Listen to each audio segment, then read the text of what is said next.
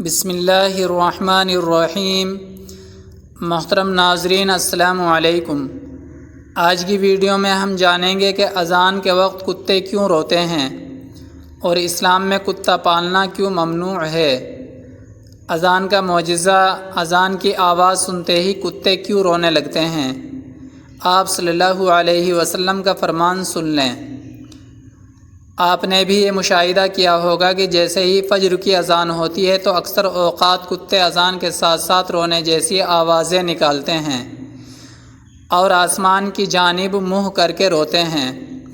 بعض اوقات کتے فجر کے علاوہ باقی اذانوں کے ساتھ بھی ایسی ہی آوازیں نکالتے ہیں۔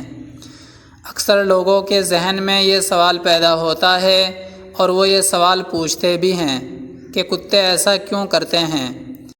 آج کی ویڈیو میں ہم اسی حوالے سے گفتگو کریں گے کہ کتے ایسا کیوں کرتے ہیں۔ اذان کی پکار ہم دن میں 5 وقت سنتے ہیں اور ہر نماز سے پہلے اذان کے ذریعے نماز کے لیے بلایا جاتا ہے۔ یہ اسلامی احکام میں سے ایک حکم ہے۔ اذان کی کیا اہمیت ہے، اس کی فضیلت کیا ہے اور اس کا حیران کن معجزہ کیا ہے جو اللہ کی بڑائی اور عظمت کی واضح دلیل ہے، اس بارے میں ہم تفصیل ذکر کریں گے۔ کتے اذان کے ساتھ کیوں روتے ہیں؟ تو یاد رہے کہ روایات میں یہ بات ملتی ہے کہ رات کے اوقات میں اکثر شیاطین اور شیطانی جنات وغیرہ اس کائنات میں گھومتے پھرتے رہتے ہیں اور ان کا یہ گھومنا رات ہی کو ہوتا ہے، اور جیسے ہی مؤذن فجر کی اذان کے لیے اللہ اکبر کی آواز بلند کرتا ہے تو یہ شیاطین اس آواز کو سنتے ہی بھاگنے لگتے ہیں۔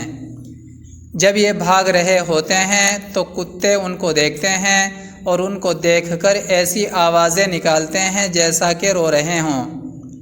اور شیاطین کے یوں بھاگنے کا ذکر ایک حدیث شریف میں یوں آیا ہے کہ مؤذن جب اذان دیتا ہے تو اس کی آواز سن کر شیطان ریح خارج کرتے ہوئے بھاگتا ہے۔ اسلام میں کتا رکھنے کی اجازت کیوں نہیں ہے اور وہ کیوں ناپاک ہیں؟ اللہ کے رسول صلی اللہ علیہ وسلم نے فرمایا، رحمت کے فرشتے ایسے گھر میں داخل نہیں ہوتے جس میں تصویر یا کتا ہو۔